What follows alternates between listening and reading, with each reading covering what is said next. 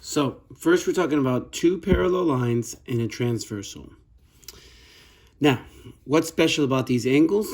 First, I'm going to talk about the first one, which is alternating exterior angles. So alternating means something like this and this. This is alternating, okay? Here and then here. Now, exterior means 1, 2, and 7, 8. So if I said alternating exterior angles, I'd be talking about angle 1, 8, and 2, 7. What's special about those angles? They're congruent. The other ones are alternating interior angles. So if these are exteriors, then 3, 4, 5, and 6 are interior angles. So if these are interior and I said alternating interior angles, the numbers would be 3, 6, and 4, 5. Now vertical angles are angles like 1, 4, and 2, 3. These are also congruent. So are alternating interior angles. They're also congruent. So everything so far that I've talked about are congruent angles, or ways of proving that something's congruent. So vertical angles are also congruent. Now, corresponding angles are angles that are in the same location but in a different location. We've talked about it in class before. So let's say we're talking about these four up here. So angle 1 is in the top left. So down here, the number in the top left, the 5, is a corresponding location, top left of this group. So these angles, these corresponding angles are congruent as well. So 1, 5, 2, 6, 3, 7, 4, 8, corresponding angles. So everything I've talked about is congruent. They are equal to each other.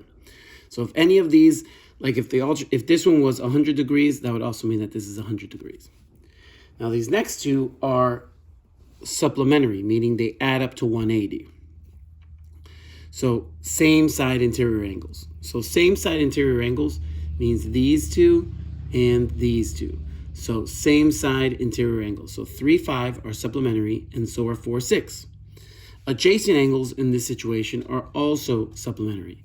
So angle 1 and angle 2 are supplementary. Angle 2 and angle 4 are supplementary. Angle 4 and angle 3 are supplementary because they're adjacent.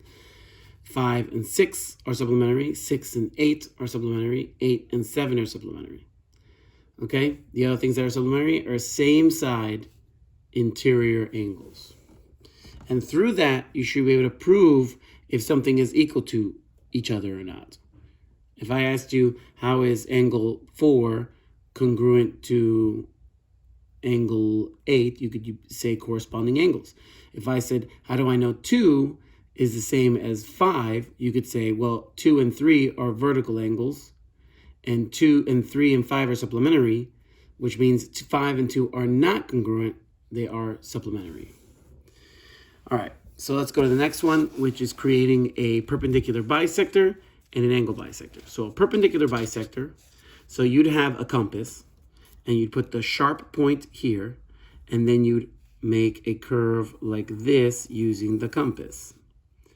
Then you would do the same thing with the same measurement from B. Now, what's important about this line is that everything on this line is equal distance from A.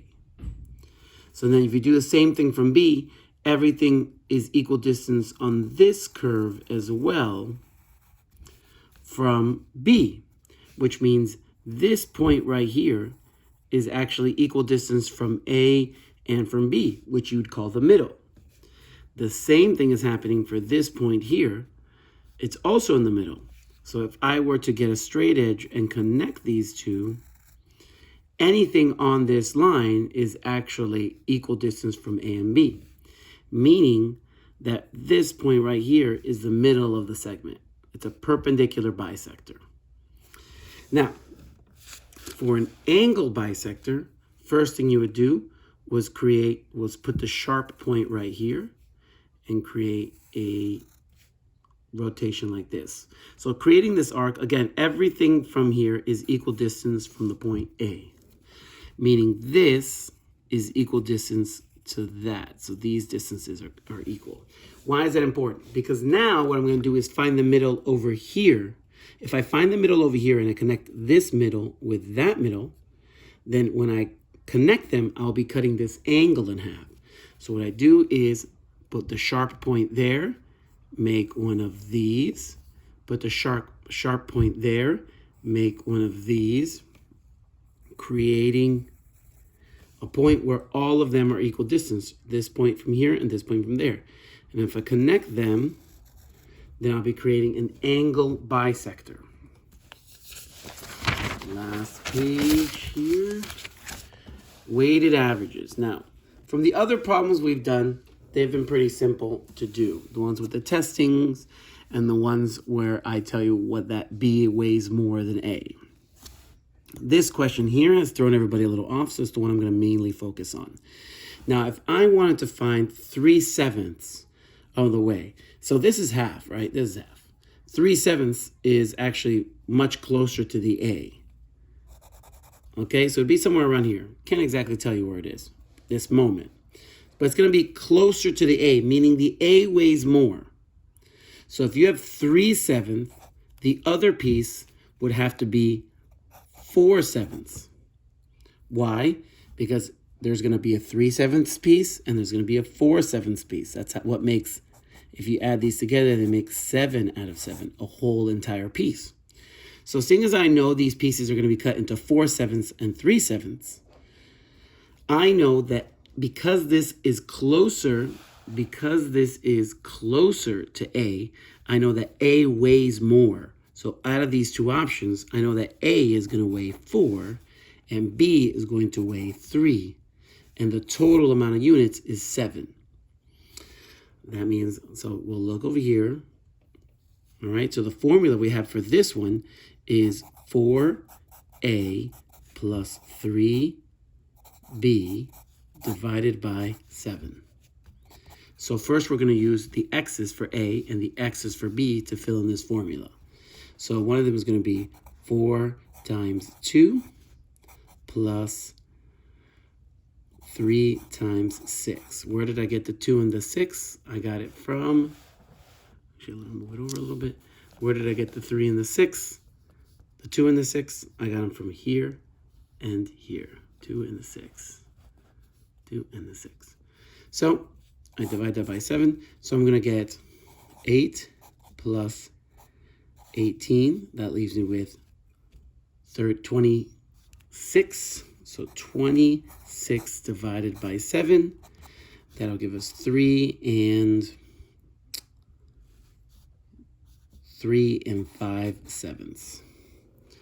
So that's the first location. So that's x for our coordinate. So our first coordinate is 3 and 5/7. 3 and 5/7. Okay?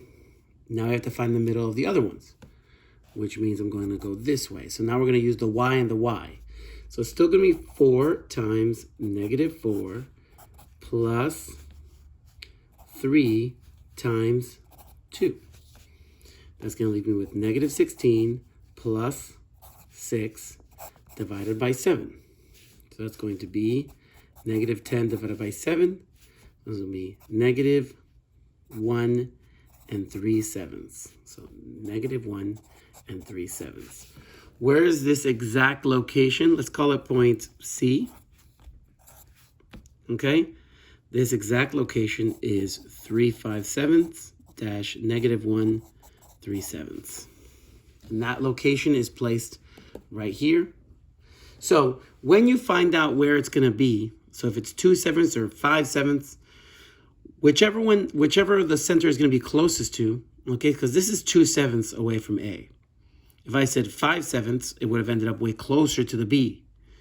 You got to actually draw this line, and when you figure out which one's closest, it's going to get the most weight. Okay, being a weighted average. And hopefully that's it. See you guys.